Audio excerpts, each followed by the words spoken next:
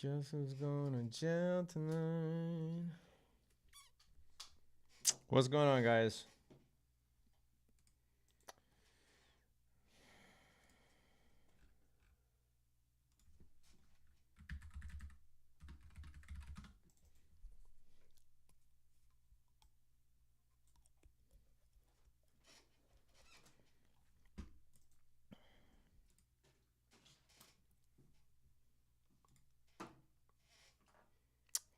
Let me know if you can see me, if you can hear me.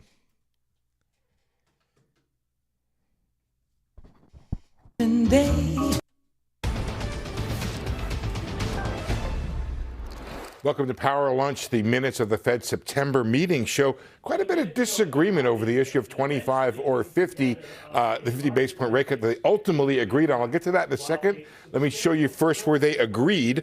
All participants agreed it was appropriate to ease. They judged it was appropriate to continue the process of reducing the funds rate. And if the economy evolved as expected, they said it was appropriate to move to a more neutral policy stance. Most saw policy as restrictive. They disagreed, however, over how restrictive to be. A substantial majority, it says, supported lowering the funds rate by 50 basis points. However, it did not say how many or what, but a substantial majority wanted the 50. Recalibrating policy, they said, would bring it into better alignment with the inflation and labor markets. Some, however, would have preferred 25, and a few others said they could have supported 25. So some plus a few, we don't know how many that is, but it was more than just the one dissent is what we're learning that supported just 25. Several noted that 25 would be in line with a gradual path of policy normalization. A few noted 25 would be more predictable. Now, on the economy, some worried there was differences here that probably reflected the differences over 25 or 50. Some worried that the easing in the labor market could transition, quote, to a more serious deterioration. Many saw the economy growing at trend over the next few years, and almost all saw diminished risk to inflation and downside risk to employment. Several worried about consumer spending from cooling of the labor market. Some were concerned the pace of hiring was not strong enough to keep the unemployment rate from rising. So this was all before that recent September employment report that we got in October, but so there was a lot of concern about the job market. Further labor market cooling was not needed to get to the 2% inflation target, and a couple people were concerned though about upside inflation risk from geopolitical events, very much the way we heard this morning from Dallas Fed President Lori Logan. So guys, back to you. I think this 25 or 50 debate is something that could have an impact on future rate cuts. Going before the minutes, I haven't seen it since then, there was a 1 in 5 chance the Fed did nothing in the futures market for the November meeting. 20% probability of no cut in the futures market for November, guys. So, Steve, let me just linger, if I might, for a second here. There was one dissent, but does that dissent necessarily mean that that individual wanted no cut whatsoever, or was just adamant that they wanted a 25% basis cut and they weren't going to go for 50 like everybody else apparently did, even though some would have preferred 25? Yes, Tyler, as usual, a pinpoint clarification question from you, sir. That dissent that was out there was for preferring a 25 versus a 50.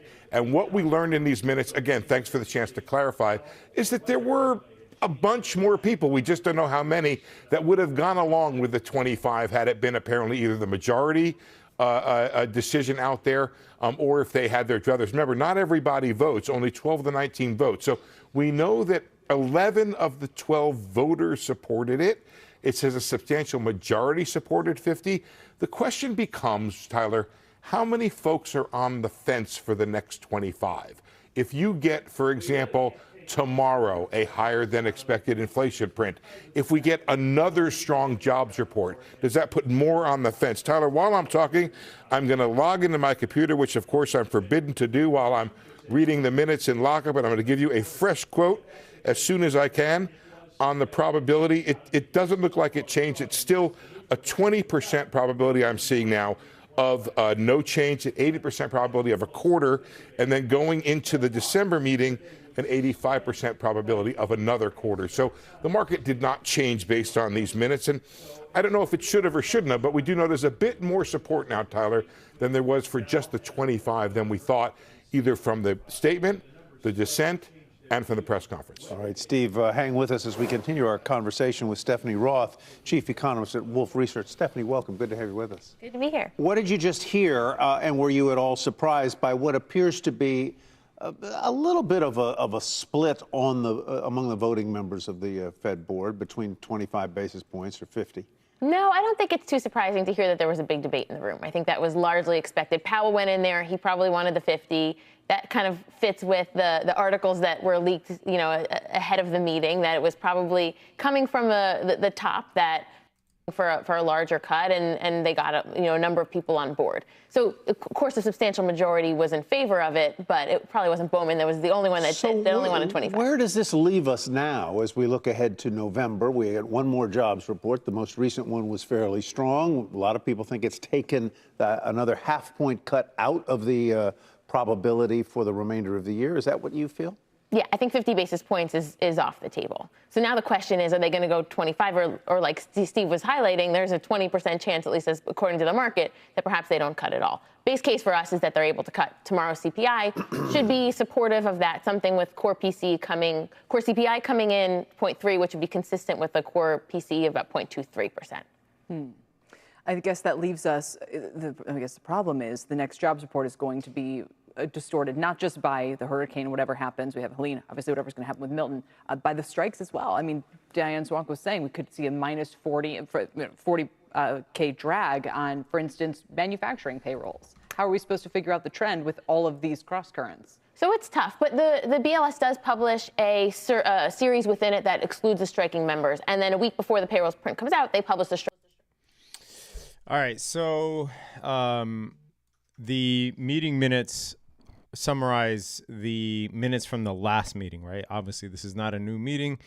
The next FOMC is not until November. But basically, the minutes show the details of what the Fed members were talking about, or the Fed officials were talking about.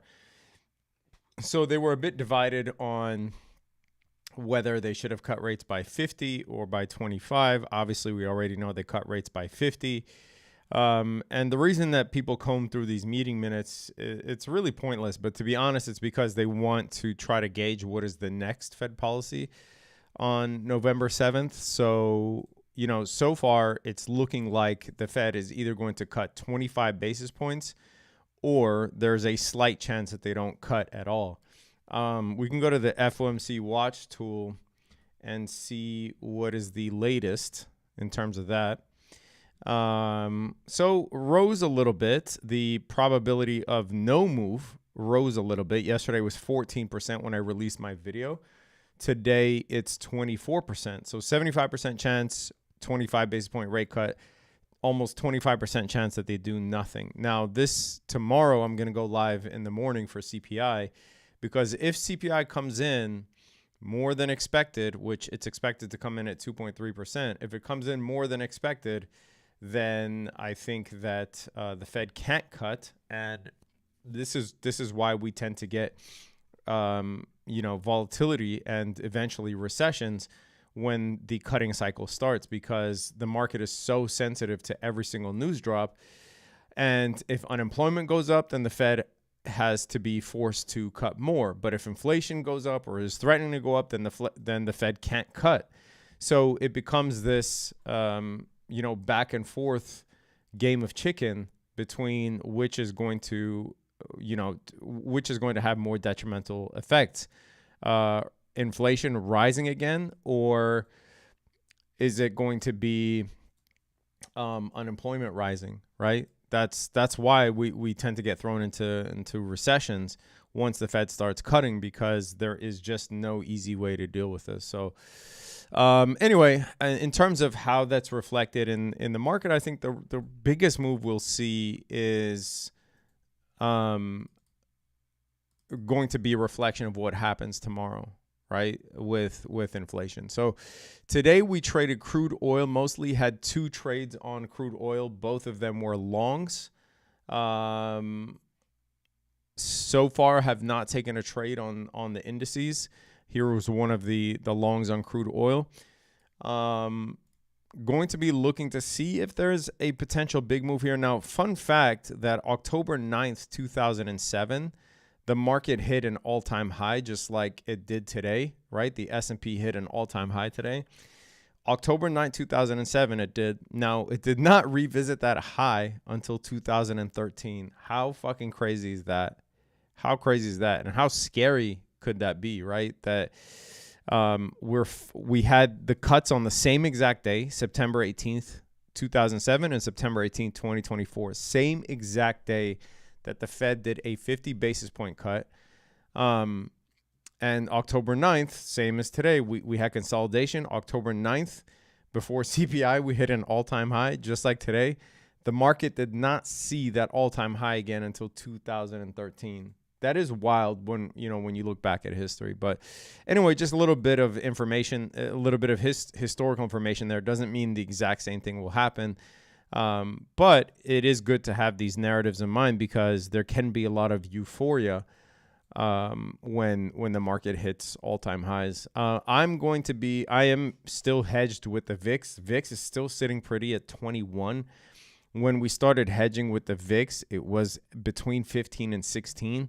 But if CPI comes in above expectations tomorrow, then I expect the VIX to completely rocket. I expect bond yields to go up as well, which is not good. Now, if CPI comes in line or better, meaning 2.3% or lower year over year, then I think bond yields will crash and I think bonds will take off. This is when we'll see a likely up move, a violent up move on things like TLT, TMF, etc. So I'm still hedged with the VIX, and CPI could come in line. It's not out of the realm of possibility, but have to be hedged just in case. Gold doesn't tend to move in the PM session. So, those of you who are asking about gold, just know that gold is usually a sleeper of a commodity in the PM session. But this gold will see an absolute huge move tomorrow. So tune in tomorrow at 8:30 a.m. Eastern. Now, I'm not saying gold will see a huge move up or down. Obviously, it depends on the data, right? If CPI comes higher than expected, what does that mean? That means that the Fed cannot cut rates. That means that yields are going to go up. When yields go up, the dollar goes up. When the dollar goes up, gold tends to tank. So there's going to be an inverse relationship between yields and gold tomorrow morning. You likely will not see a huge move on gold today in the PM session. So for me, the move was, oh, hell yeah.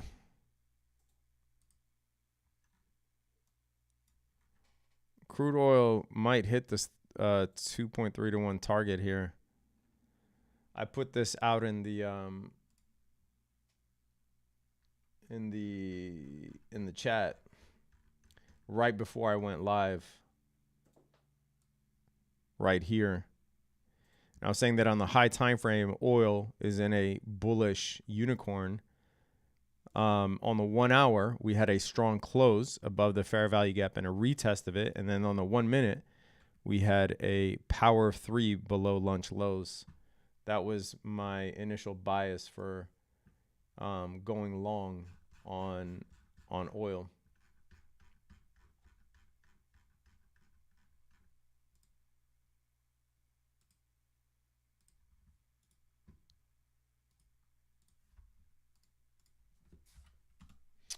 All right, let's see what is going on with the indices here. Oh, by the way, tomorrow is Robotaxi as well. Holy shit. Tomorrow after market is Robotaxi. So I don't know if I'll go.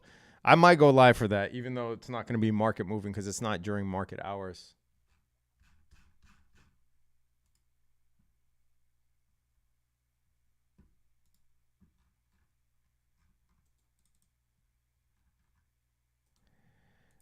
But on the high time frame here, on the indices, obviously on ES, we did take a major external liquidity, which is all-time highs that we achieved September 26th. But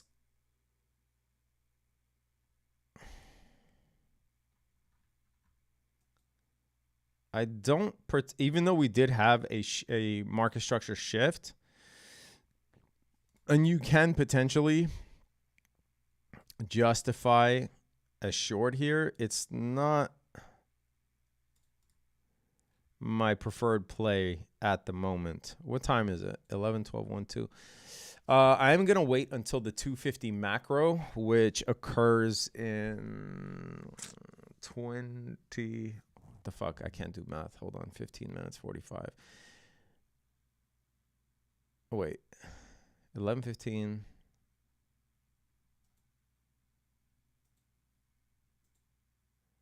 Half an hour, 35 minutes. Yeah. I'm trying to do the time conversion because I'm on West Coast time. Yeah. So in 35 minutes.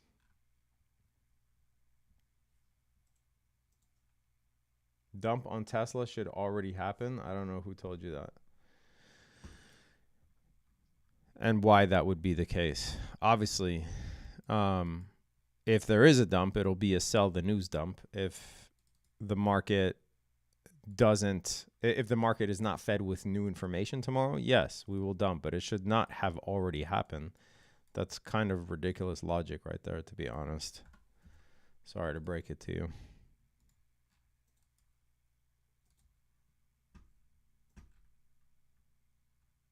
I didn't say I agree sell the news. I said if the market is not fed with new information tomorrow.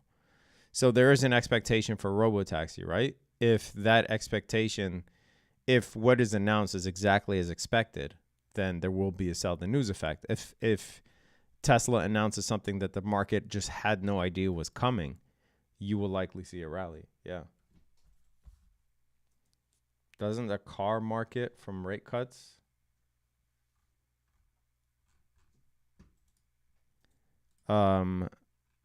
One, Tesla's not just a car company. Two, the 10-year has been absolutely rocketing after rate cuts because people don't understand that bonds is also a market. Okay, hold on.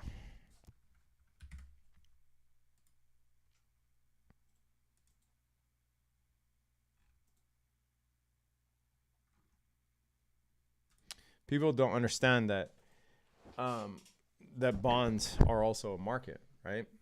So if the rate cuts were all priced in leading up to the day that the Fed cut rates, right? This is all priced in. And then the Fed cuts rates, people sell their bonds for profit. But when you sell off bonds, rates go up. So no, it's not necessary that car companies or cars benefit from rate cuts. You need rates to go down. Juan, thank you so much for your donation. Appreciate it. Yakaway Tube, thank you for your donation. Anonymous, thank you for your donation. Daryl, thank you for your donation. Appreciate it, guys. Thank you so much.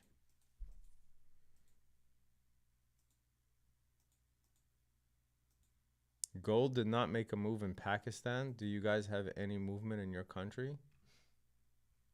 The fuck?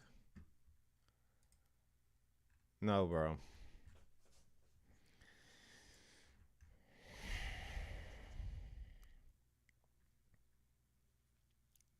Imagine thinking the same commodity has entirely different markets.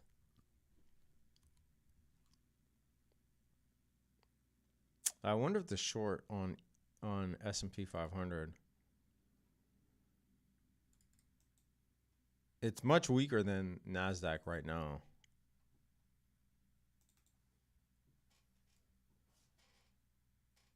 Two to one would be right here.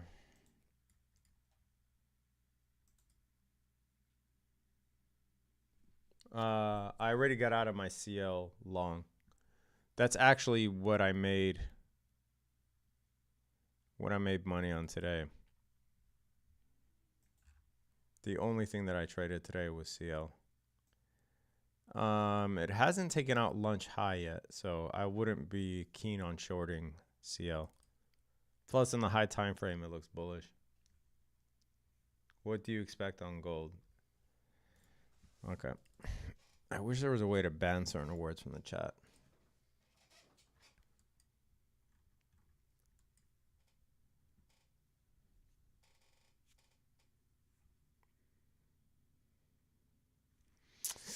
Like I said, gold, first of all, gold in the PM session doesn't move a ton. Second of all, it's going to be very sensitive to CPI tomorrow. So likely we'll not see a huge move until tomorrow on gold.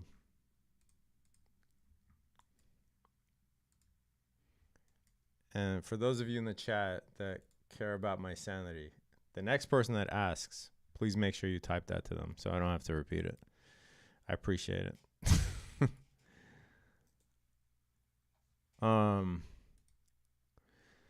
30 minutes away from a macro. I would not be surprised to see the market losing some steam here.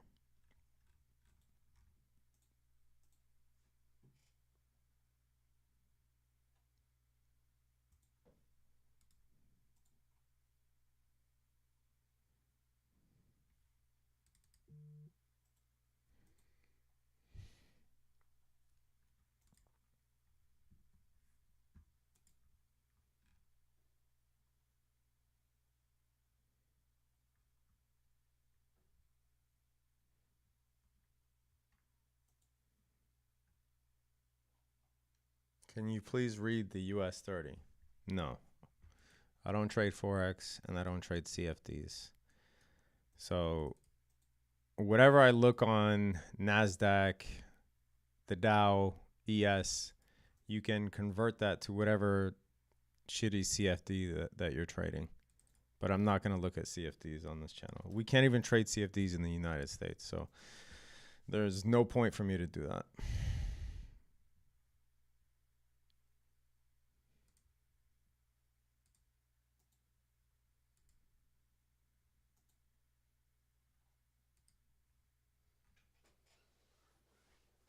How do you feel about China? I got nothing against China, man.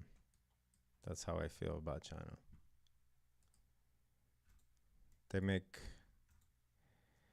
great products.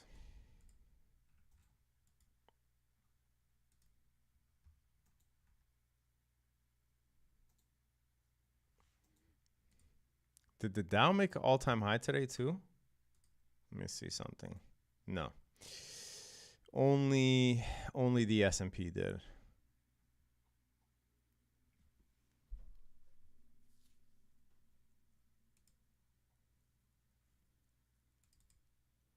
Guys, if you want to trade live with me every single day,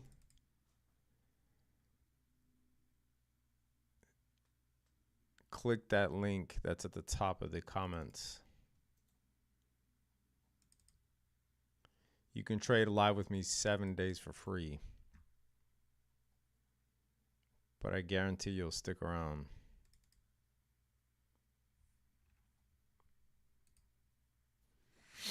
All right, let me see here.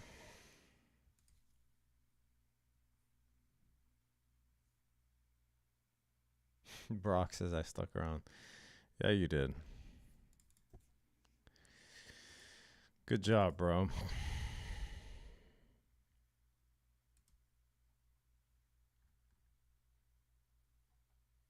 Is null X bit legit? I have no idea what the fuck that is, bro. Why do you guys waste your time with BS? Just learn how to trade normal things.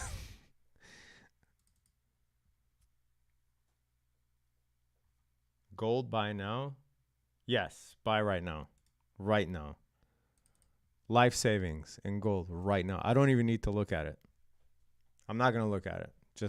Just do what I say. Whatever life savings you have, make sure that you put that in your brokerage account right now as fast as possible and buy it. And then tell me how it works out. Because I'm very curious. Because I'm not going to look at it.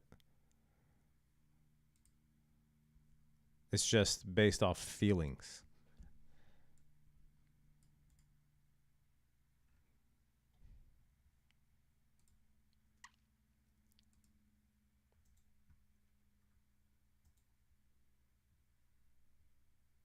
be careful, someone would actually do it, then they have no business being anywhere near a computer or brokerage account or other human beings for that reason.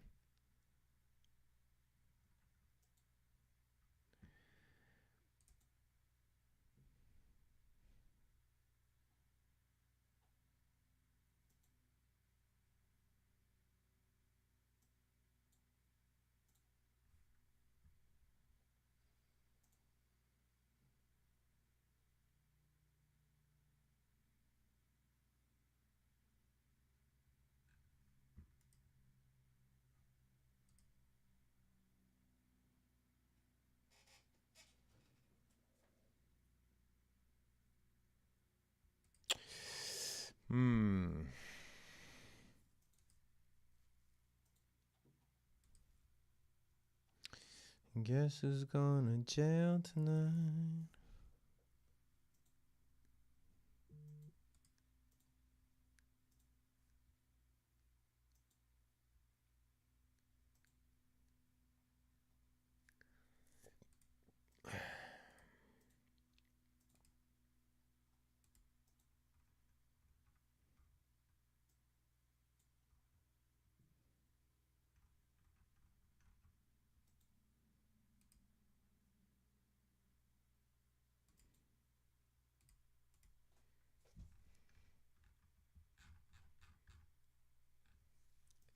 Can we copy your moves when trading live? You could do whatever you like.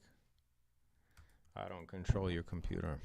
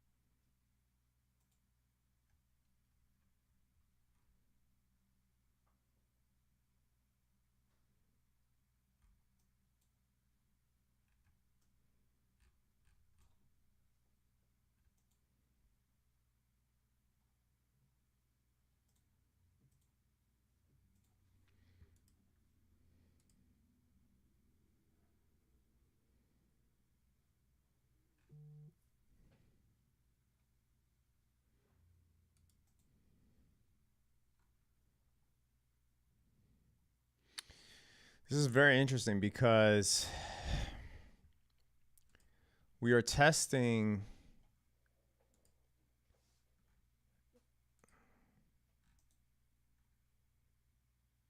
September 26th was the all-time high, right? We wicked above it.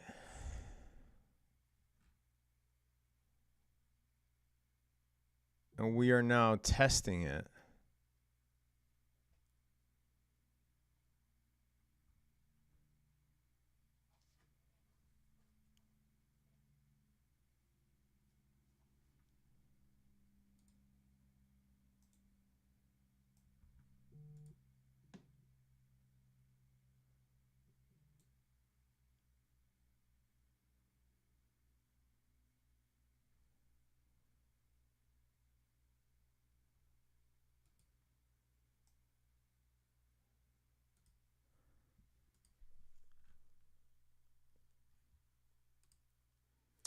I wonder if we get a short setup here.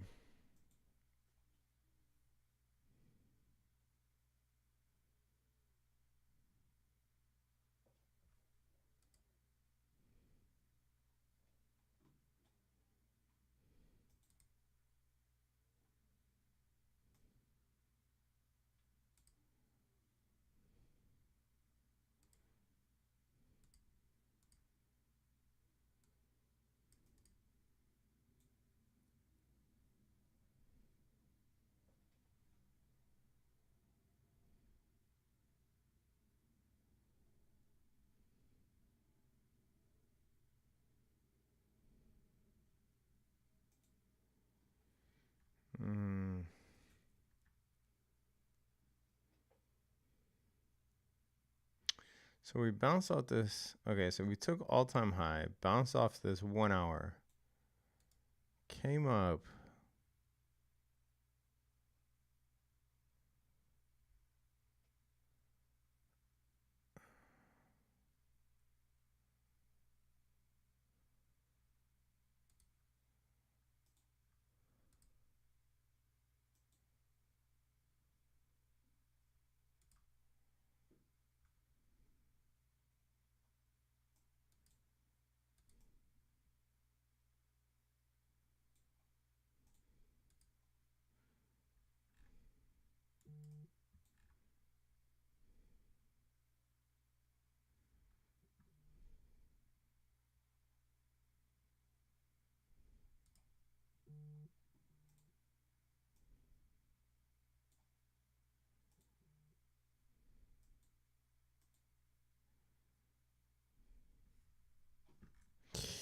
I think at 150, I mean, sorry, 250 in 20 minutes.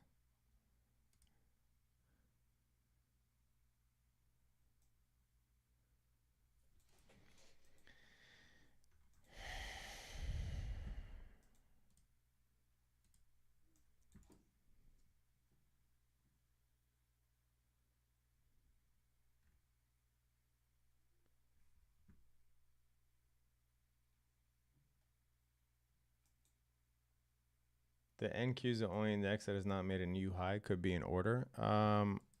Honestly, that's that logic does not really bode well. That is actually very common. That's not uncommon.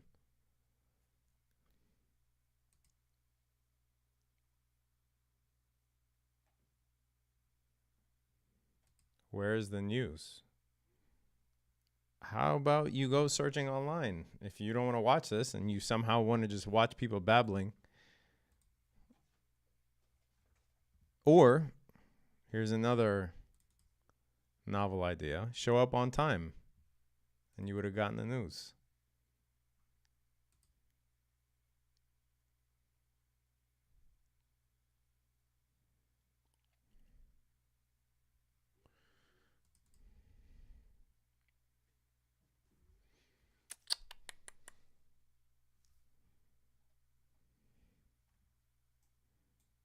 Do you see SPY getting a 600? I mean, it's at 576. That's not that far off. Like, to me, there's no real value in that prediction.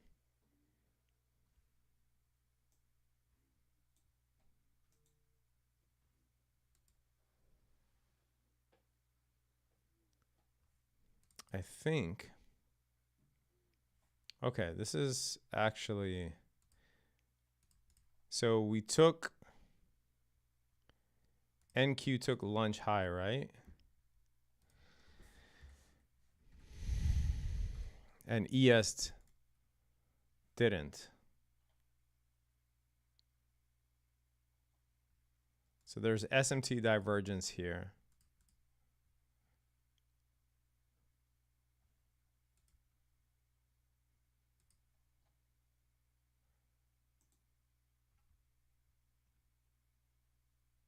Fed is leaning towards 50 basis point cut, bruh. Okay, show me credible information where that's the case. And I'll send you $100 right now. Imagine like having the news covered for you, having resources like the FOMC watch tool and still saying something like that.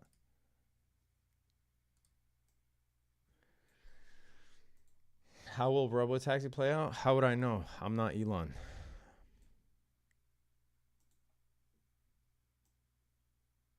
I think there's a short here coming up.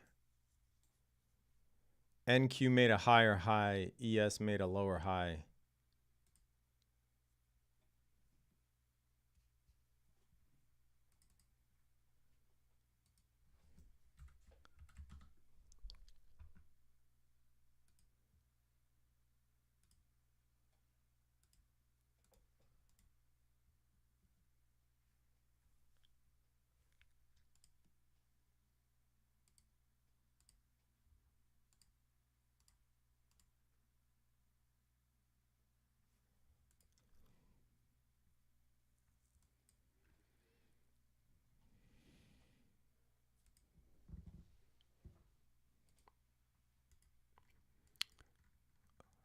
hopefully within the next 15 minutes, we'll get an A+ setup to confirm this.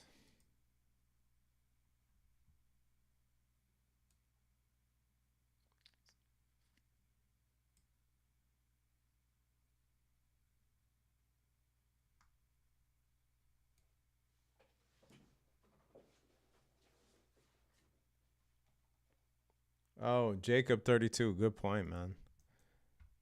Yeah, that's a very good point, man.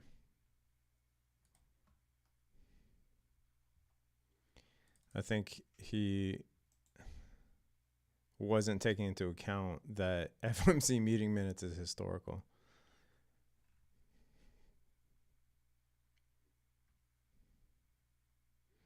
This thing could go to...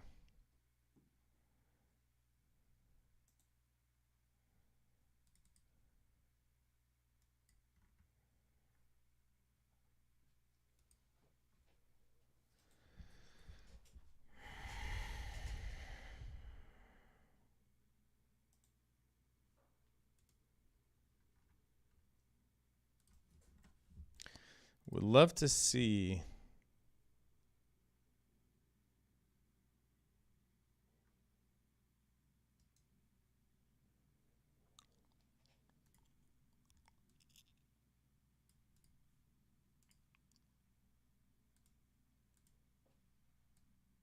that 5-minute close below.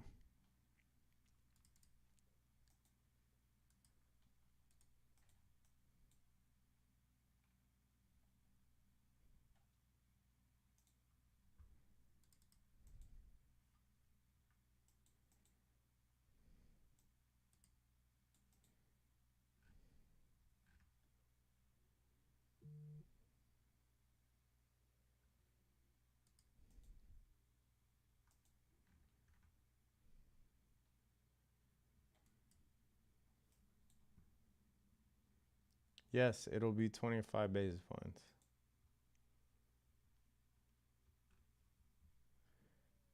Yes, Doc City. Thank you, Captain Obvious. I know what the Fed Watch tool says because we went over it.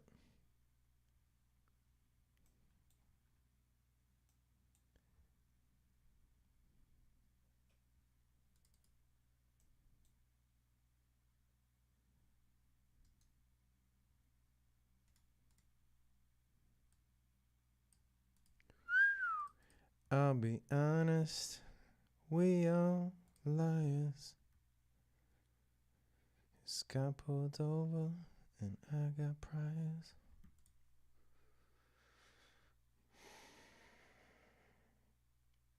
I trade both real money and prop firm.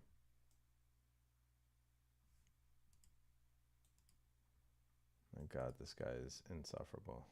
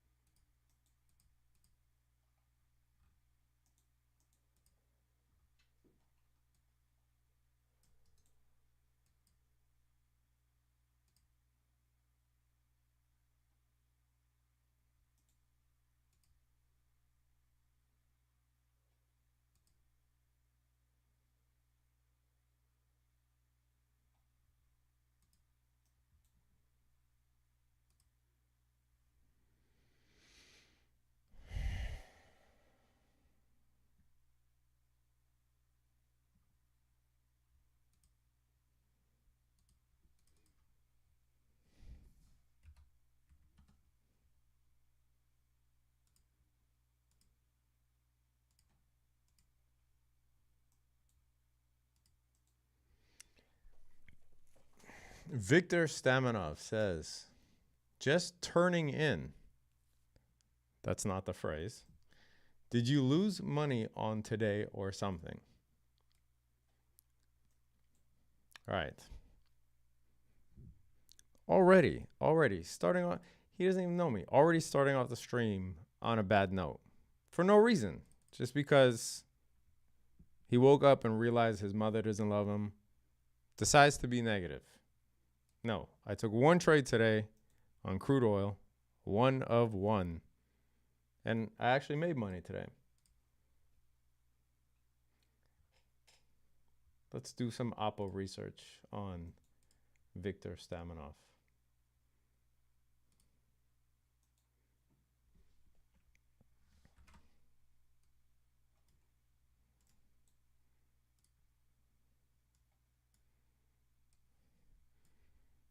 This is Viktor Stamanov's profile picture. What's the matter, bro? You look positive in here. You look like you're praying to something under a waterfall. Could work out a little more. I don't think you're ready for a shirtless pick.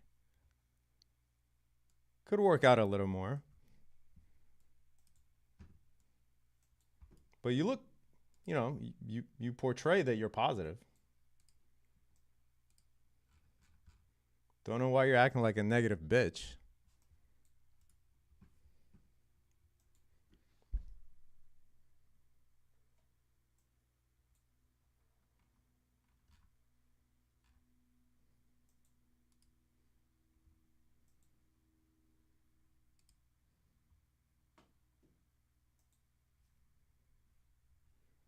I do think you got to put a little more work in before you're ready to go shirtless.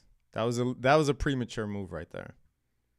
So I have to knock off some points of respect for you there.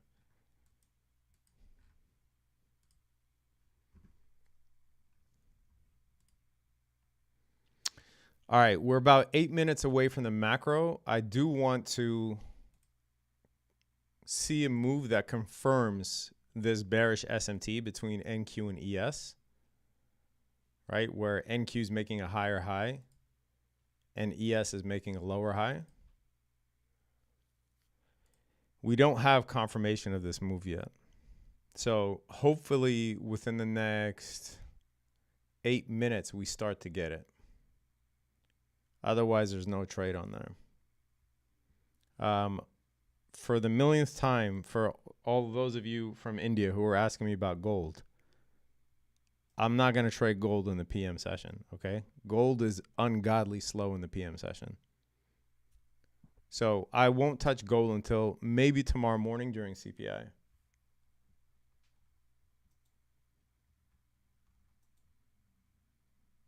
Payne says he's praying to God you stop roasting.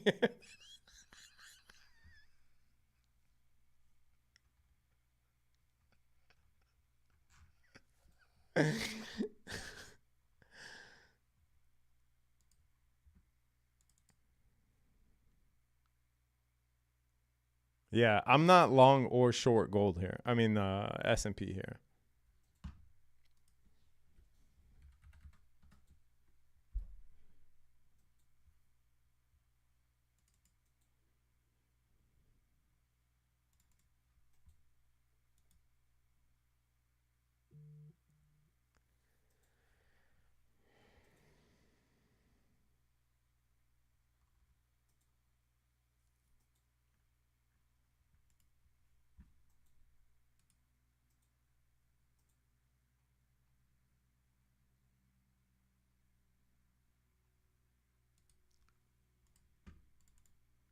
I'm just waiting right now.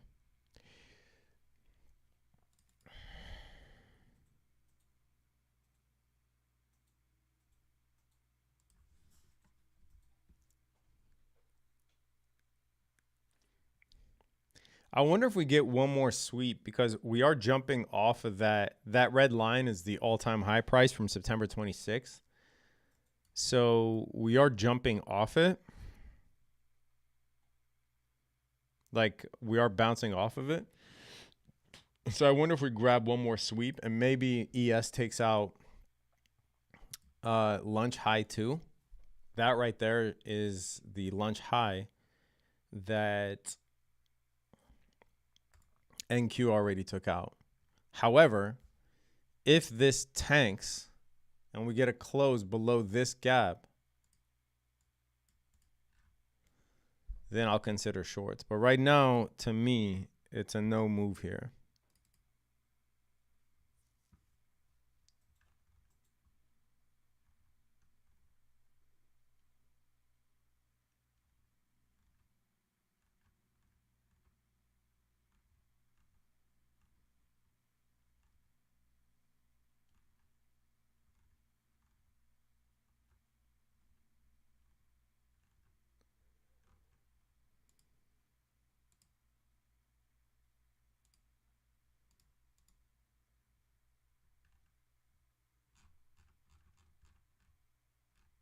How is the market running like this?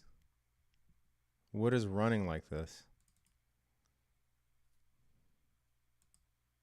The market has been in a sideways pattern since the day that the Fed cut. We're trading in this box here. What does running like this mean? I don't know what the red line was. Oh, the red line was this, bro. Was all-time high on the S&P from September 26th, at least on ES futures. Might be different on SPY. No, September 26th was the high on SPY too. So that's what the red line was. New highs. Wow.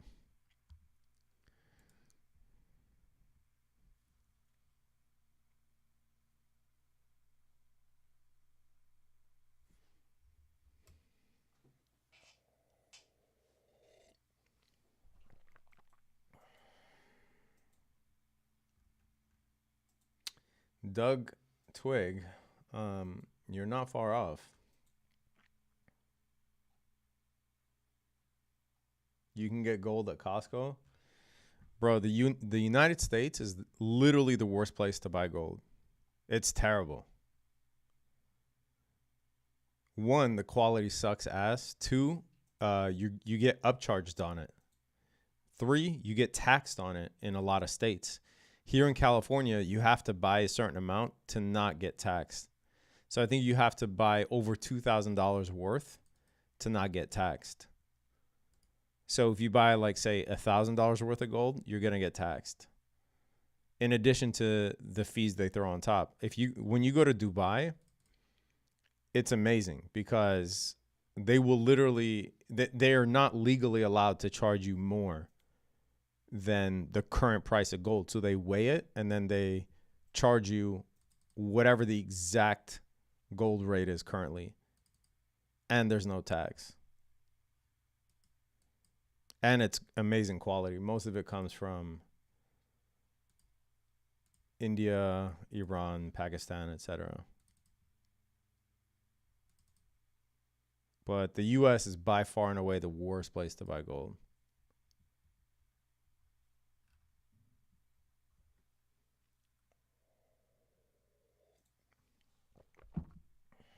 What happens if you bring it to the US? Here's the trick. Well, let me not frame it like that. Here's what you can do. You have to declare everything you bring back, right? And then if it's over 10,000, then you got to fill out a form. Okay? But the cool thing about Dubai is you can also buy wearable gold that is, we're 1 minute away from the macro. I want to see what happens here. But you could buy wearable gold that you buy just by the weight. Like if you buy a chain and it doesn't have any jewels on it, it's just gold. They'll just weigh it and then charge you whatever the current price of gold is, right? And then you can wear that. Obviously declare it as well, but you can wear that as opposed to, just carrying bricks of gold or whatever. But you can bring it back to the US. It's just you have to declare it.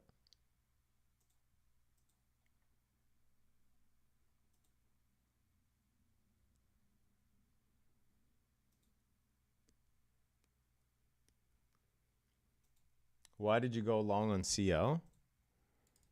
It was an amazing play. I went long twice on CL today.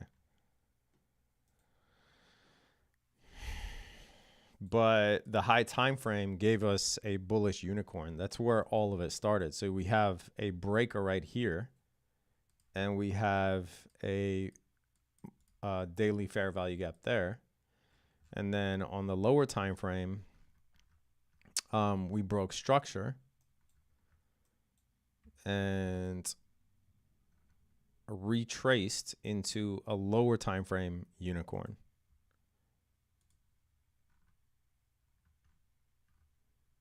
Pretty simple play.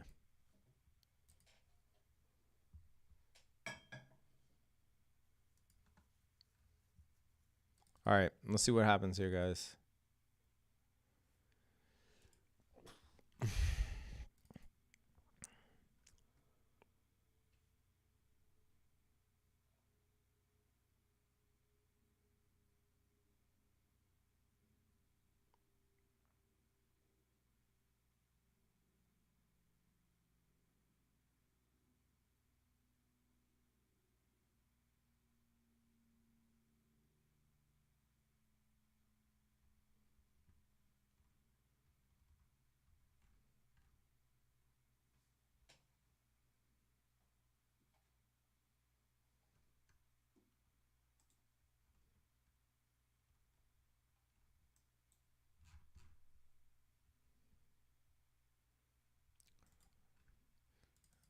I personally don't day trade options. I think it's a waste of money. But yeah, I don't mind swing trading options.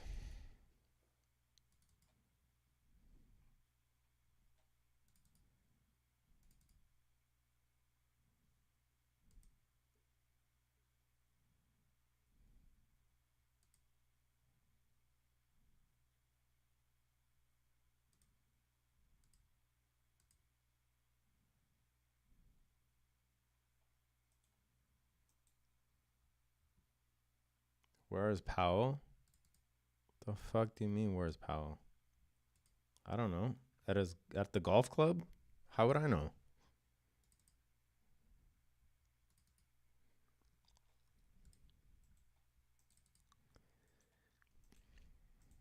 He's at a brothel right now. He's at a brothel in Tijuana. Hiding out until November 7th.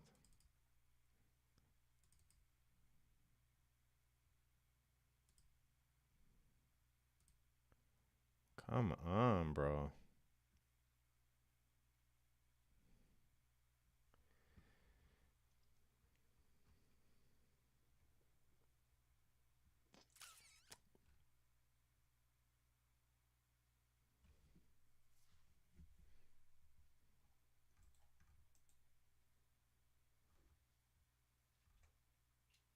What are you waiting for, bro?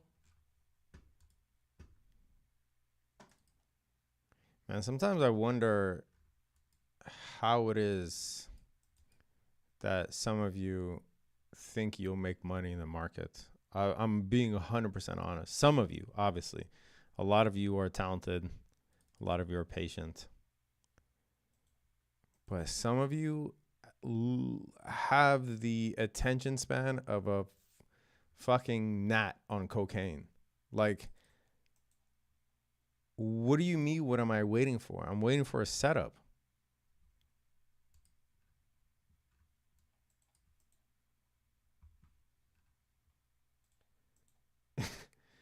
Like, no wonder why you see those stats. 95% of day traders don't make money because none of you are actually, not none of you, some of you are actually not trading. You're just clicking. I need to enter a trade. Enter. Lose money, enter, lose money, enter, lose money. Let me try this, lose money. Fuck, the market is rigged. Okay, now I'll do the opposite. I'll close it and go long, lose money. Fuck. Like, that's how some of your, based on the comments, some of you, again, not all of you, a lot of you I recognize are actually good traders. But some of you, I guarantee you that's how your trading day goes. This fool's like, what are you waiting for?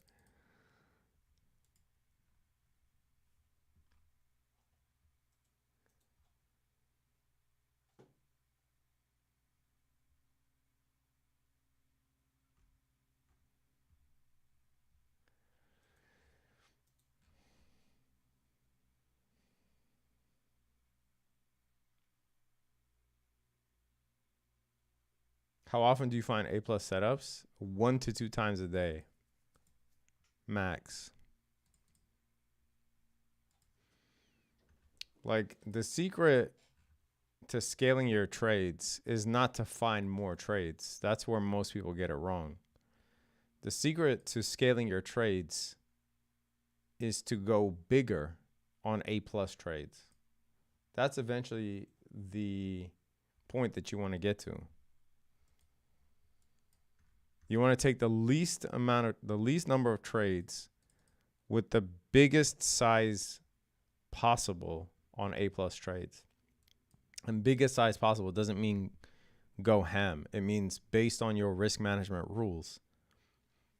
If you find an A+ setup, whatever the max that you allow yourself for a trade, you want to hit that max on an A+ setup. The problem is not I need to find more setups. The problem is I need to only take a certain setup, and that setup has to be sized to the max when I find it. That's how you end up going from unprofitable to profitable. It's not finding more. Can you define your A+ trade? No. It'll take me a long time, and I'm trying to find an actual trade. I've talked about this a million, zillion, billion, zillion times before. Actually, how about this? Let me see if I can find this. Hold on. I might have a guide for you. Hold on. Where the fuck did I put this?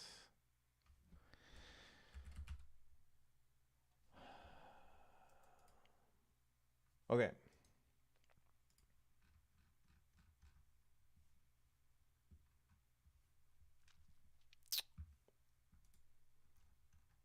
If you want to know my A+ setups, I have 3 main setups that I trade, okay? If you're not part of the mastermind or the Discord and you want to know, I'm going to give you something right now. 1 second. Hang tight, chat. Hang tight. I have a surprise for you.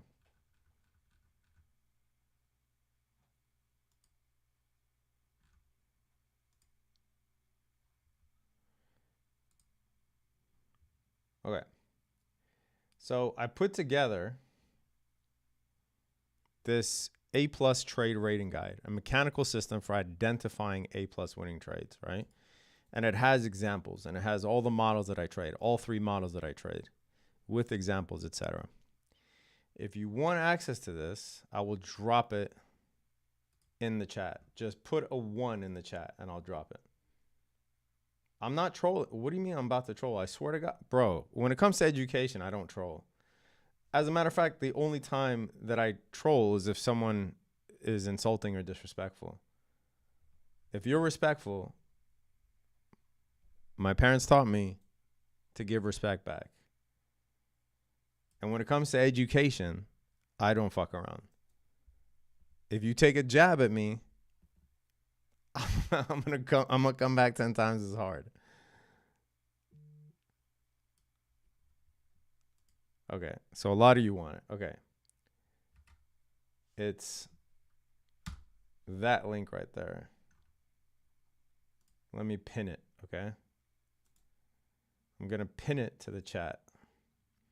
If you're not watching this on YouTube, I apologize. But, either hit me up on wherever you're watching this, Twitter, Twitch, whatever. Hit me up and I'll send you this link. But if you're on YouTube, which most of you are, because that's the biggest audience, just click that link that's in the top of the comments.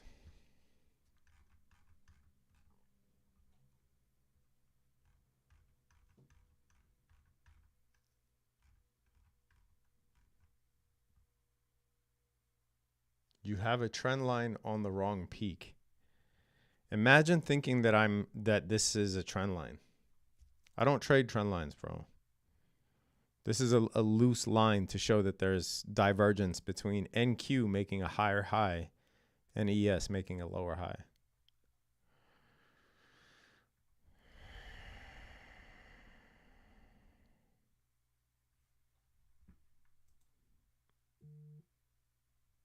Which is bearish divergence, which I need for it to confirm.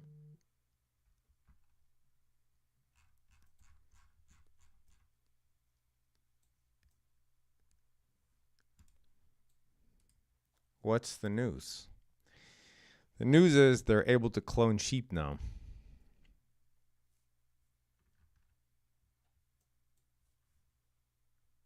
Looking like it's down. Don't be faked out, bro.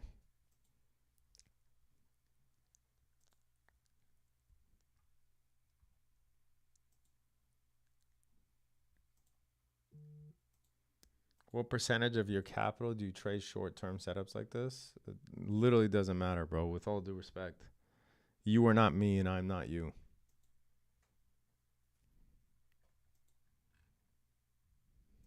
So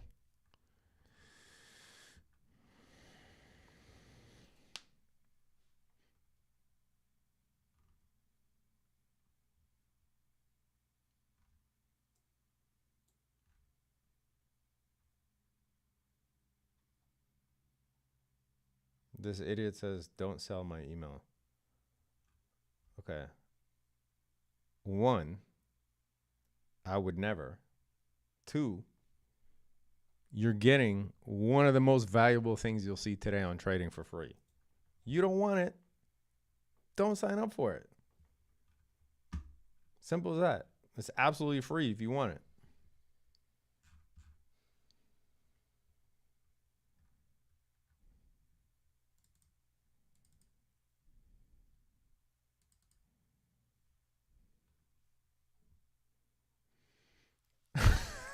The rabbit hole says, how much you want for his email?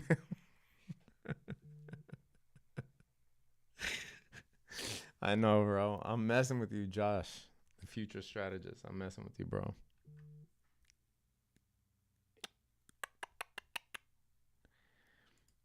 Y'all better hop on tomorrow at 8:30 a.m. Eastern because it's 5:30 here on the West Coast. I'm no longer in Italy where I have the luxury of a goated time frame. I'm back on the West Coast, so I'm going to be up entertaining all the questions about why are you wearing sunglasses? Did you hang out with my mom last night and get drunk? So y'all better join because, like I said, this move on commodities here in PM session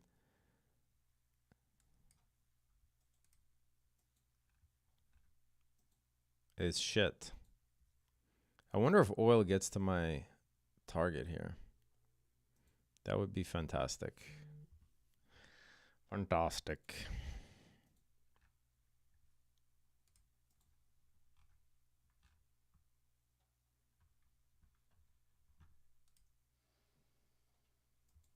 Guys, oh my God, there's only 273 likes. This is so embarrassing. I'm sure more than 200 of you are downloading this PDF right now. There's been 10,000 people that have came through on this stream. What am I doing wrong? What am I doing wrong in life, guys? Likes are free. And it helps grow the stream so that others find the stream. That way you don't have to be entertained by Stock Mo.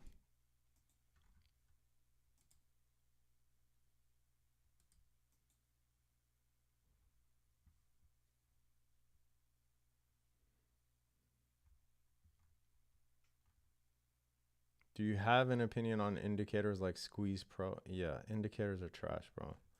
Nothing's going to make you a better trader except for being able to read price action.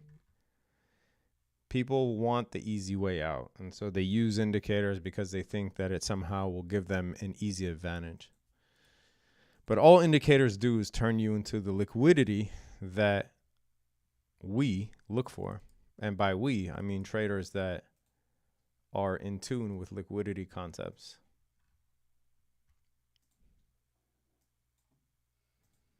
I personally also have a mantra. I don't argue with anyone's strategy. I really don't. If you tell me I'm profitable and this works for me, I applaud you. I don't care what it is you use. It's like, imagine trying to criticize Reggie Miller or Steph Curry's shooting form. Be like, oh man, but Steph Curry uses his thumb. Yeah, guess what? That motherfucker will make a shot from the moon. I don't care if he's kicking the ball in the fucking hoop. You don't argue with him.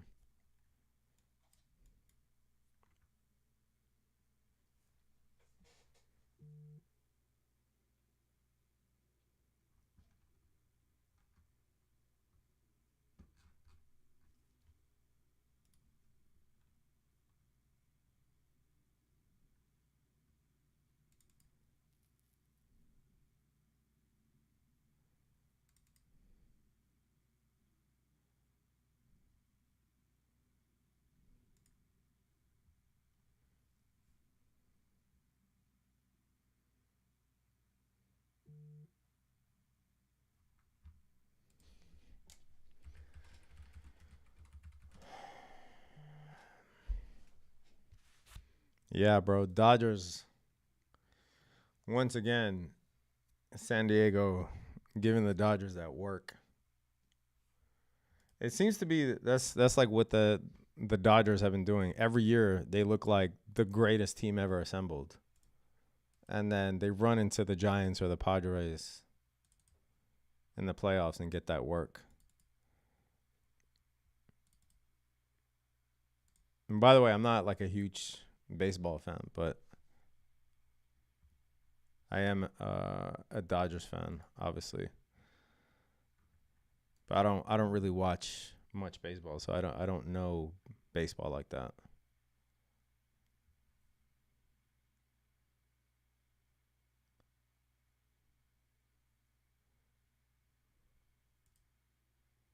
Oof.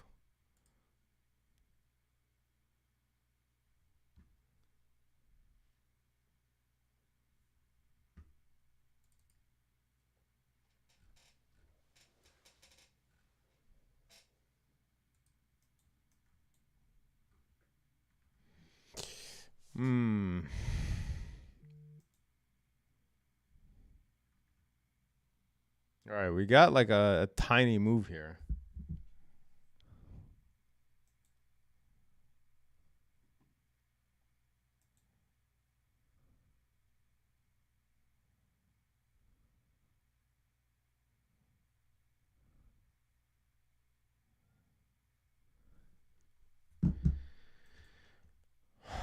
Not enough to take a trade off of.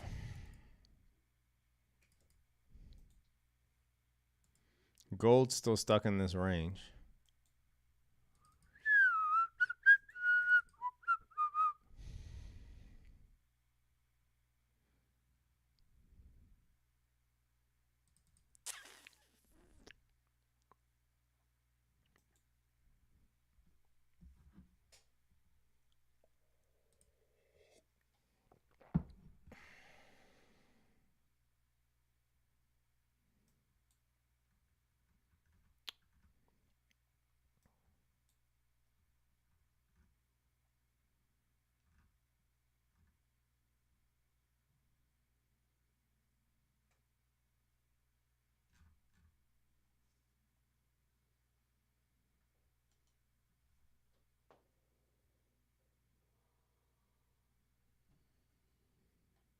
Anthony Devtian, you're 100% right, bro. No short yet. 100% right. Most of trading is waiting, guys. Once you learn that, you'll start unlocking the path to profitability more and more and more. Most of trading is waiting.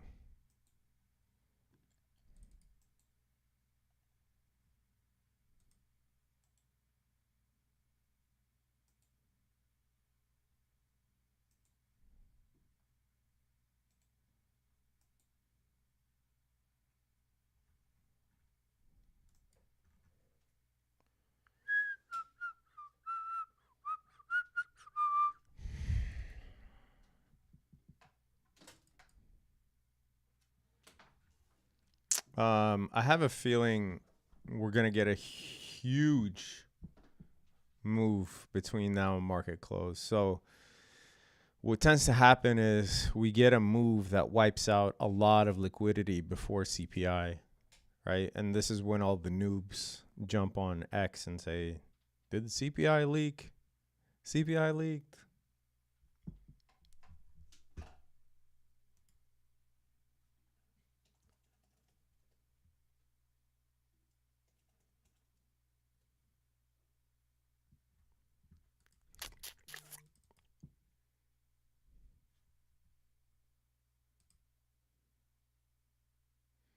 Did all of you download that PDF? It's the first link in the comment. I'm about to remove it, so make sure you download it now. Or click that link.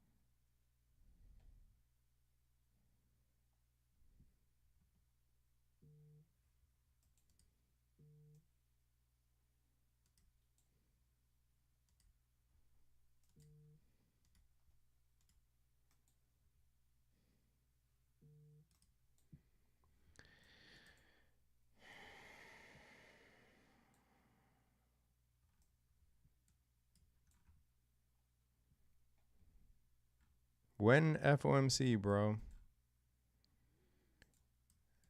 Imagine trying to be a trader and asking that in a chat, as opposed to just maybe Googling when the next FOMC is. November 7th, dude. November 7th. I promise you Google is free.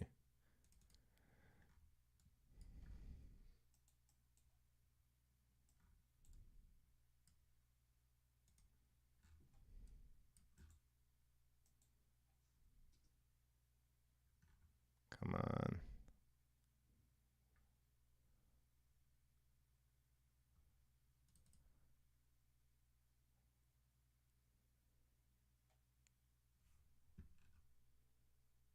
Someone said bless you. You guys could hear that? She says thank you.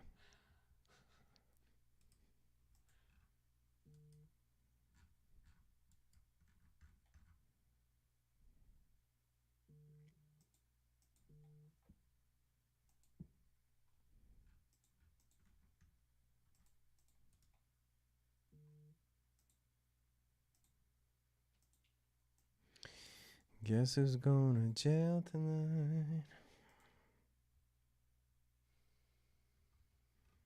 Does my girl watch on the sideline? No, she trades. She's not just sitting there watching me.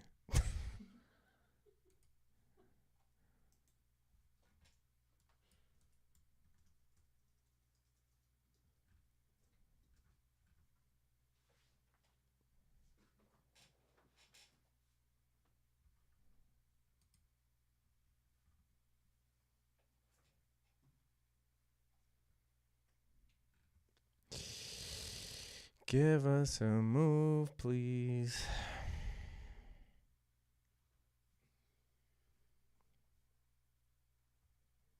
Do you trade Tesla around Robotaxi?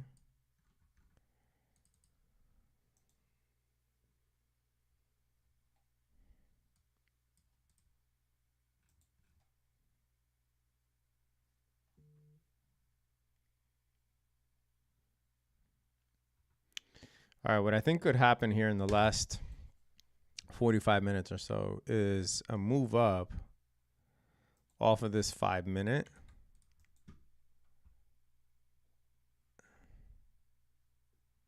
sweep some more liquidity before a potential move down.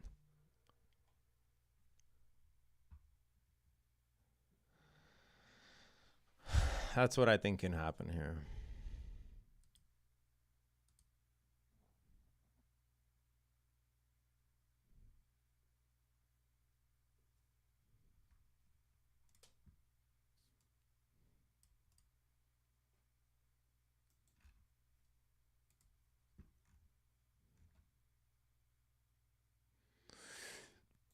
And let's not forget that ES has not taken lunch high.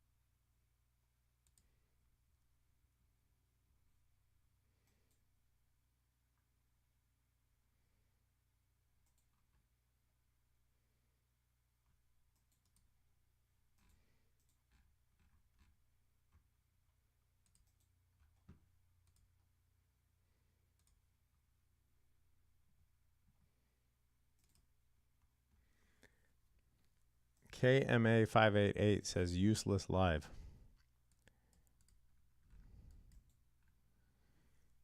Of course, he's been spamming view on SMCI over and over again. So not only is he asking me questions, then when he doesn't get a response to his stupid question, he says it's useless. How do you know I wasn't going to answer you, bro? There's thousands of questions in here. I love how you claim it's useless, but you still want my view. That's a problem with people today, man. No manners. No manners. Nobody taught you nothing.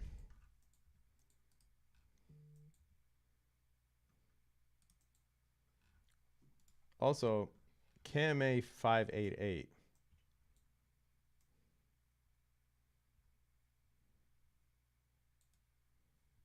This is what he subscribes to on YouTube. It's a bunch of shirtless guys. The fuck, bro? You're gonna insult me? What do I do to you? I'm just trying to give you good info. Sorry, I'm not shirtless, okay? Maybe you wouldn't call the stream useless if I was. But there's 1, 2, 3, 4, 5. There's 6 shirtless channels that you subscribe to. I don't know what's wrong with people today.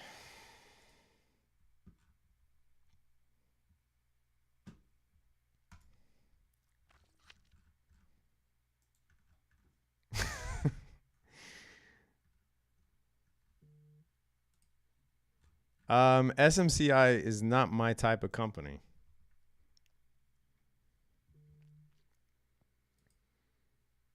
That's my view. Is the price going to go up? Yeah, most likely. But I think SMCI from a fundamental perspective is a bit too expensive for me. So hopefully that helps. Sorry, I'm not shirtless.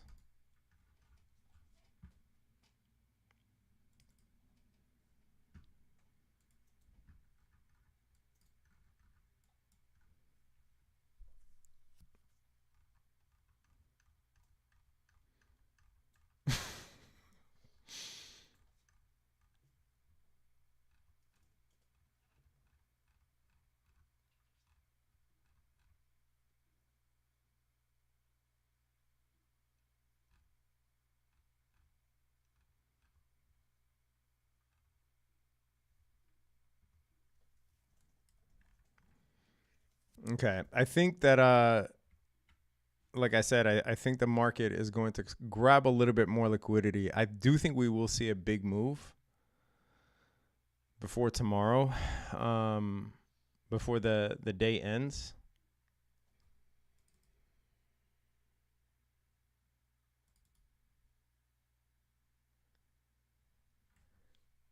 I don't make up the price action, so I can't force any trades in this type of price action. But what I'm hoping is that ES takes out lunch high.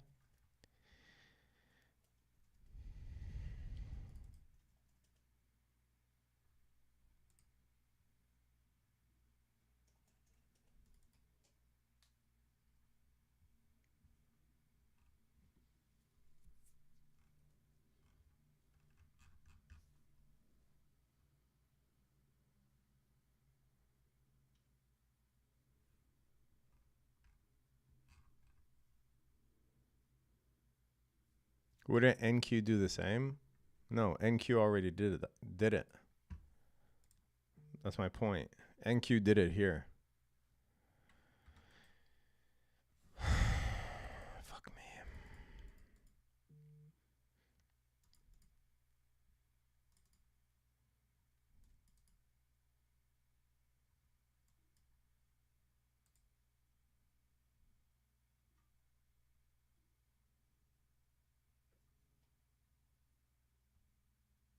Thoughts on VIX? I think you're a bit late, bro. I think trying to buy calls on the VIX when it's already up 50% since September 18th, I think you're way too late, and I think your calls are going to lose money.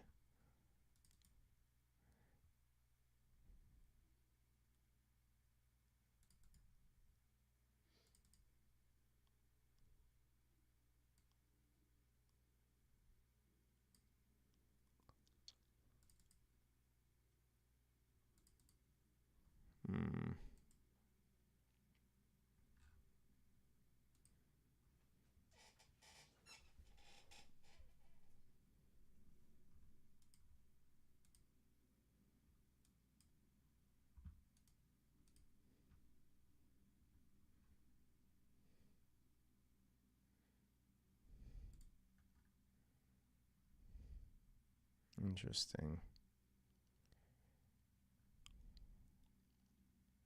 So we did go up and grab more liquidity.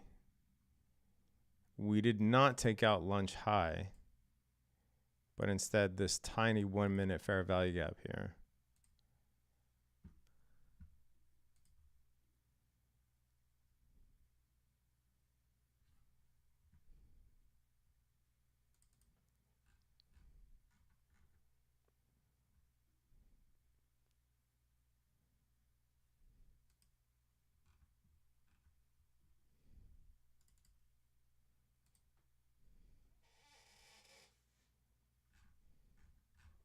Which 15-minute CE? Surf?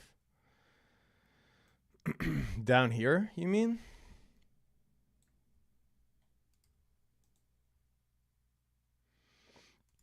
You mean down here? Or here? I don't know what you're referring to. Will SPY close above 580 on Friday? Fool thinks I'm a fortune teller. Yes. Mortgage your house. 580 calls. Friday. But the trick is you have to mortgage your house in order to play that. If you don't mortgage your house, it doesn't count.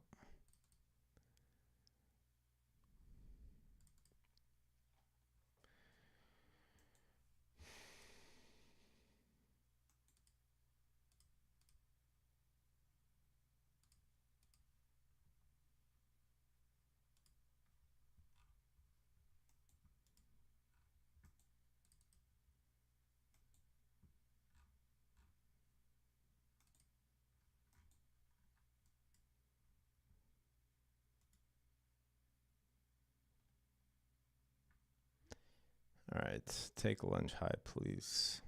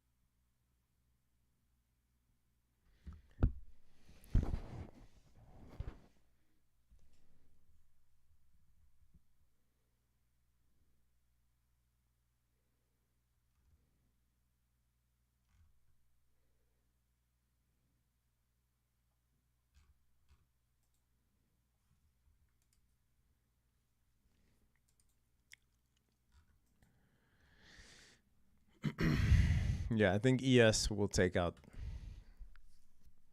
that high, and then I'm wondering if we see a strong counter move down before CPI tomorrow.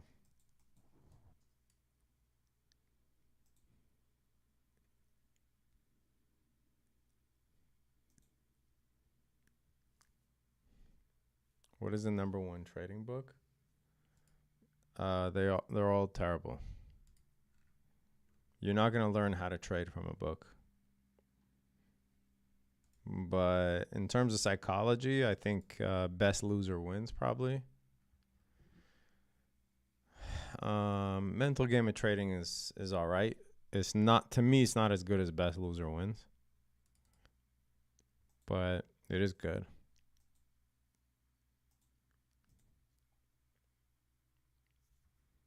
But in terms of like how to trade, like strategy or whatever, I think books are a terrible way to learn. It's like trying to learn how to shoot a basketball from reading a book, as opposed to taking shots.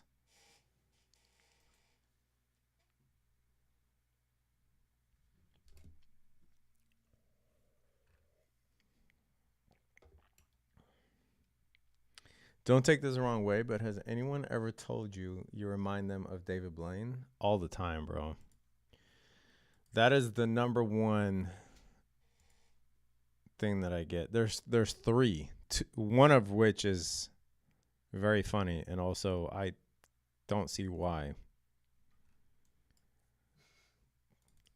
But there's there's three. David Blaine is one. Let me see.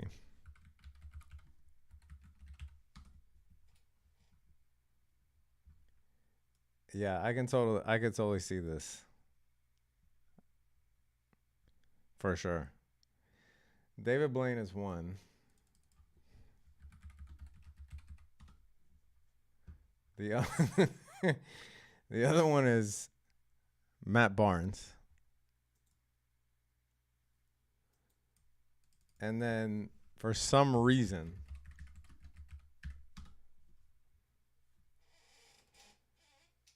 there's a certain contingent of people that comment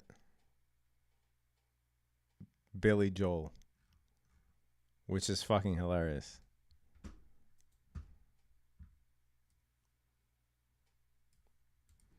Because I think all three of those gentlemen are different races.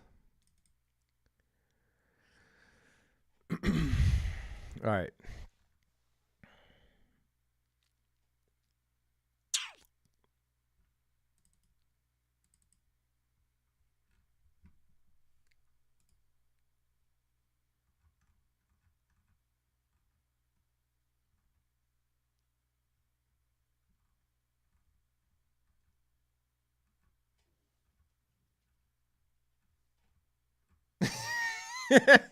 Bro, why are you saying G Hughes? How do you know about that?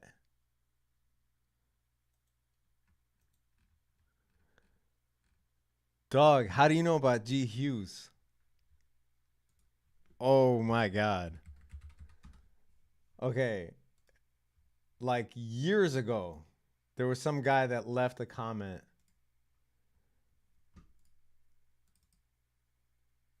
on the channel saying that I look like G Hughes's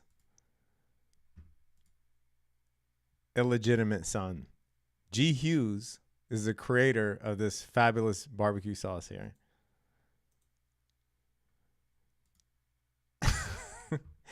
How do you know about that?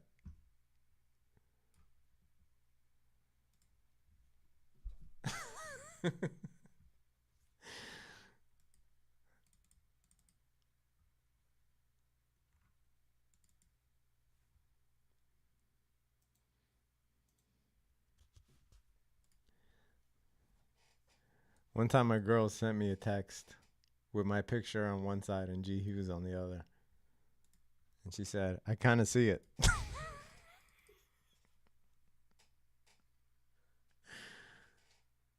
That's wrong.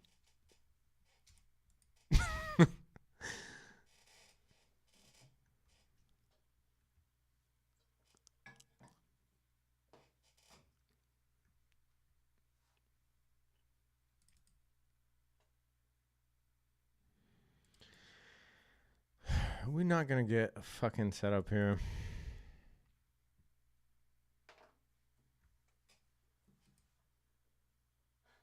Did the news already happen? No.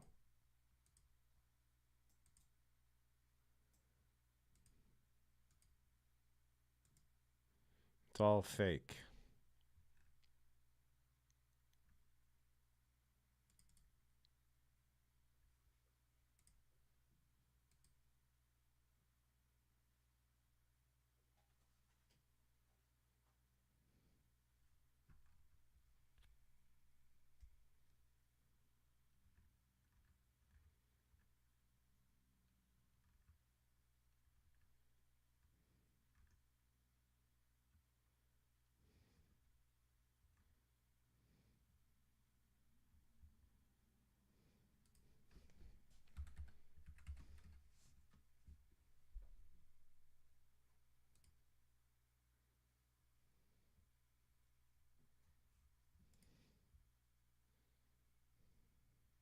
There it is.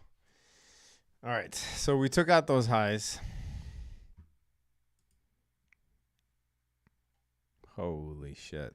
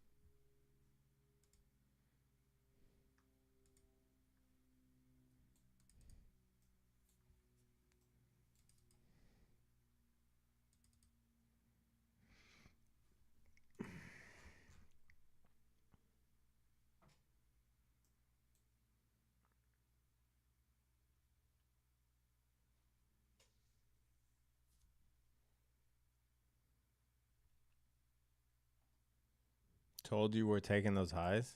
I didn't say it.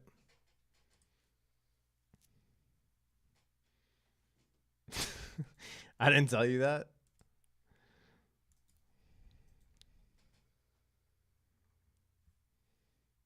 Oof, this guy said going short NQ right before that.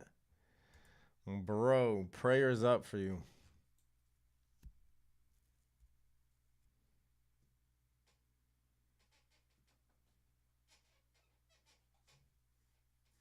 Cook's Delta. Let's be honest, bro. Did I not tell you that I'm waiting for that lunch high to get taken? Be honest. Like, don't be a fuckboy. Just be honest.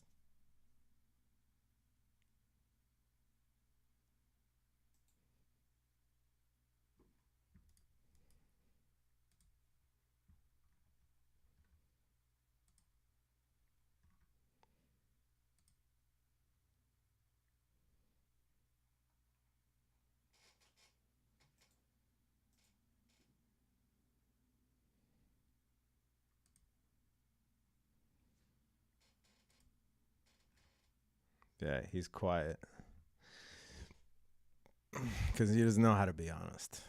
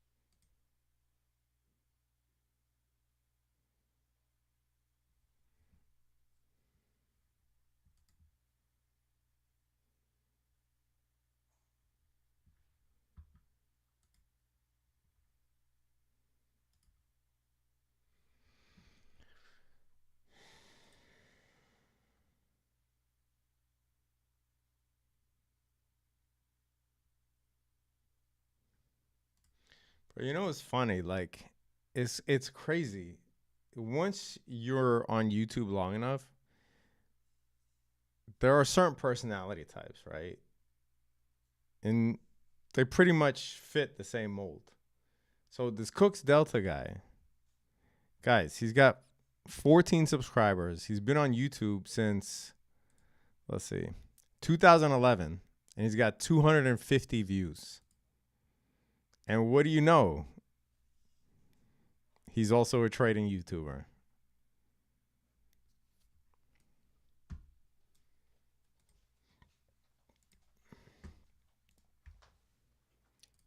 The ones who talk shit always have the same mold.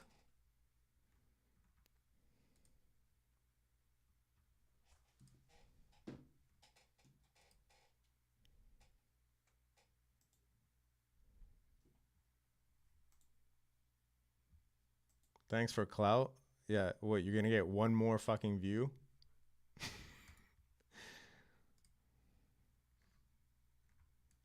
That'll bring your grand total up to 27 views.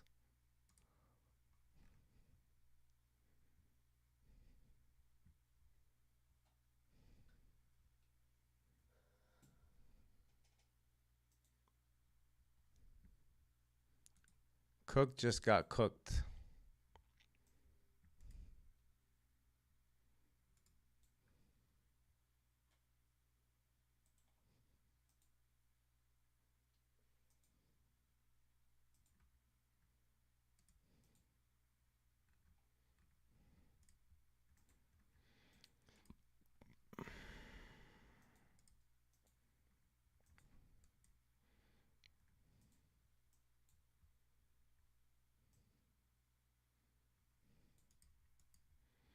Hopefully on the next video that he releases, it'll be someone other than his grandma, his mom, and his uncle watching. Hopefully one of you will watch.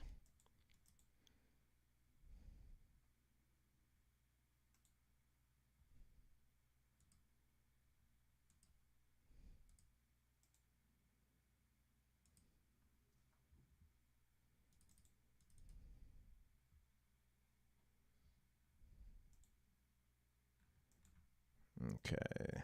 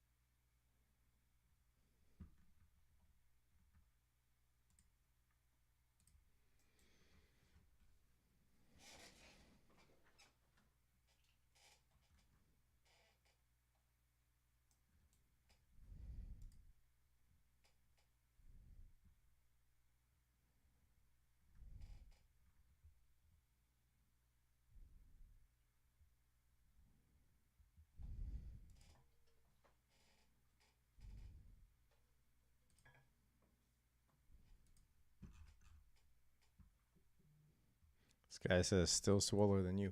How would I know? How would I know, bro? You're too much of a pussy to show yourself online. So you hide behind a fucking video game.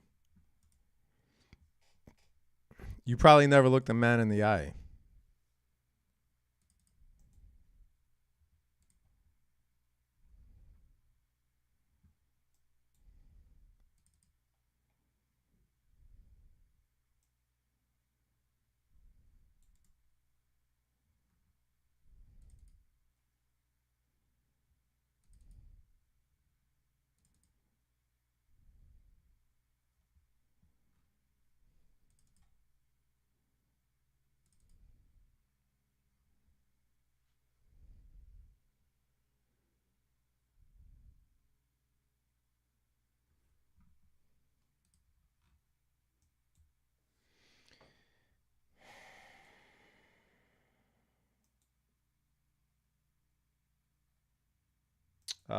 Continuation unicorn model ES entry at 58.27. Down here, yeah, it wasn't a unicorn, but yes. Like I said, you could have gone long off that 5 minute. It's not an A+ trade by any means. Not a bad risk to reward, but you know, right here you are longing in a premium. But I was hoping that we would take out that lunch high earlier to potentially set up a counter manipulation move, right? Like I was hoping we'd manipulate up to take out that lunch high earlier to set up a counter manipulation move. But right now it's 345, right? So yeah, but certainly you could have longed that 5 minute fair value gap. It wasn't a unicorn, and you are longing in a premium, but the RR was there because you're talking about what, 3-point loss maybe?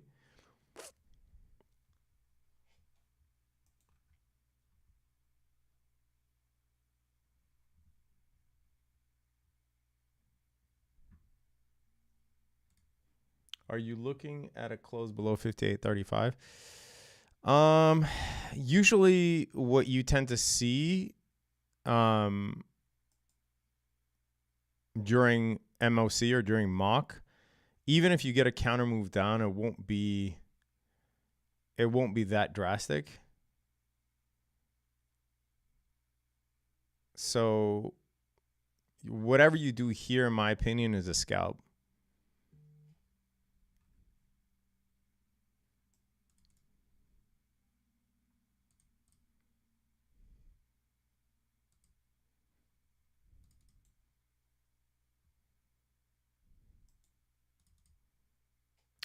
Also, it is risky to try and short this. Like, we could just end up ripping higher into the close. That's for sure.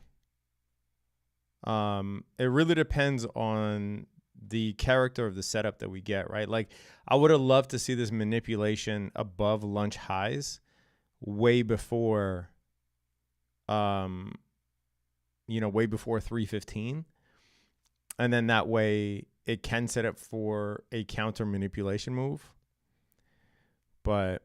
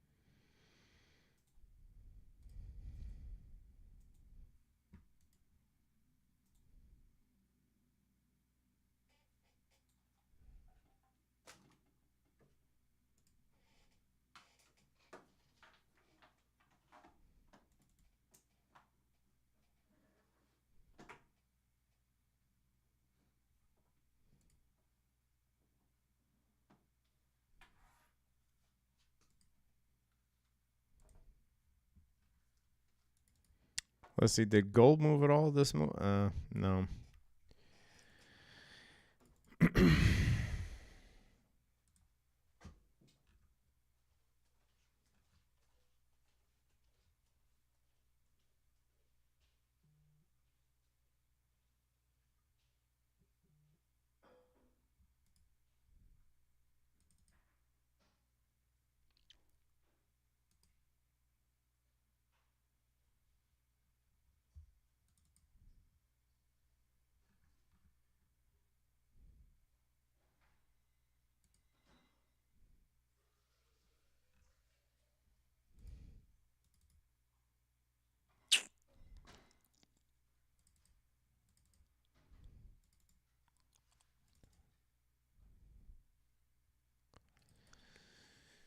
Ay, ay, ay.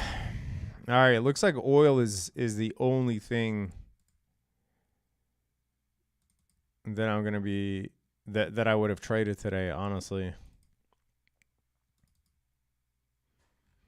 In hindsight, could I have taken that scalp and a premium from here? Yeah, certainly could have.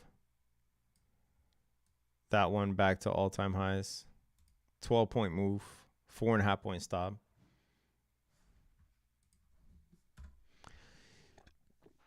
Certainly could have.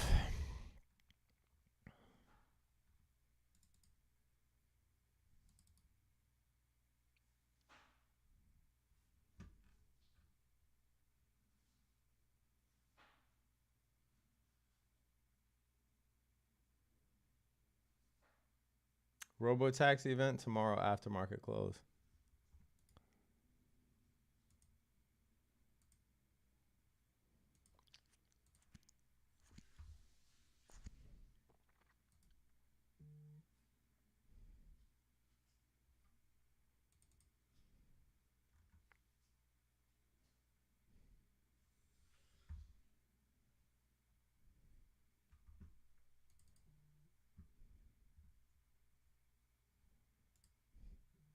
Whoops.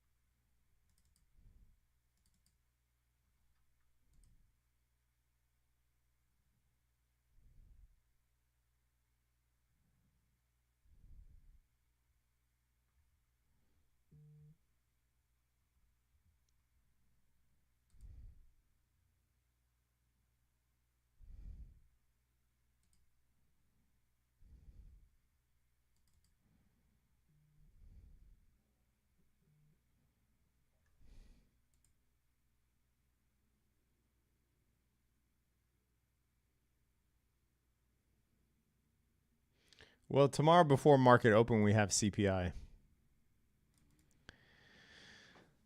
So it's at 8:30 a.m.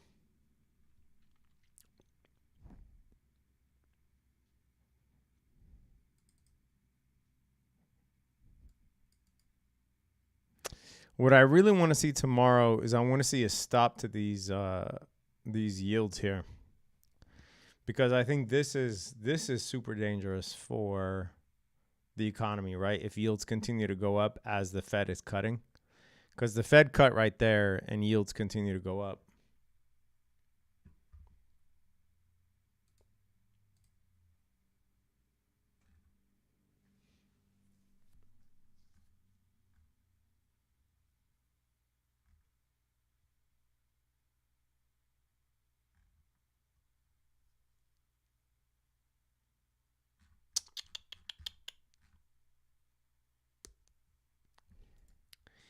All right.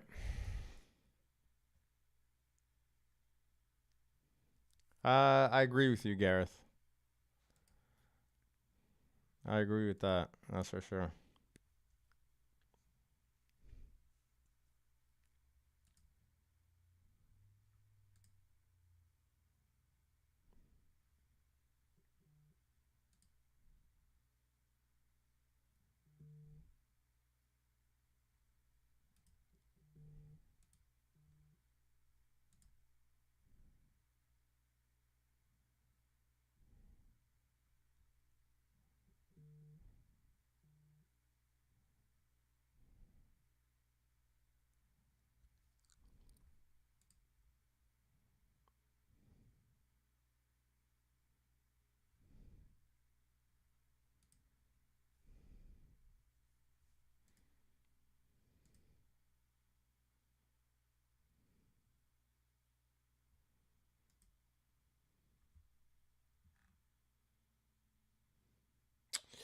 All right, guys. So tomorrow, I'm going to go live at 8:30 a.m. Eastern for CPI. Make sure you join that.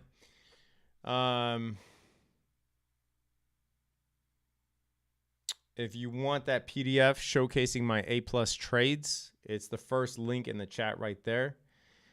It goes over my checklist for how I find A+ trades and goes over the 3 models that I generally trade. But yeah, hopefully we get some bigger moves tomorrow morning as CPI is released, because, you know, trying to trade, I wanted to go live for FOMC minutes for you guys, but obviously trading, I typically don't trade the PM session, and trying to find trades in the PM besides scalps is pretty much futile, especially before a big news event like CPI. So I'll see you guys tomorrow. I appreciate you. Yeah. Peace.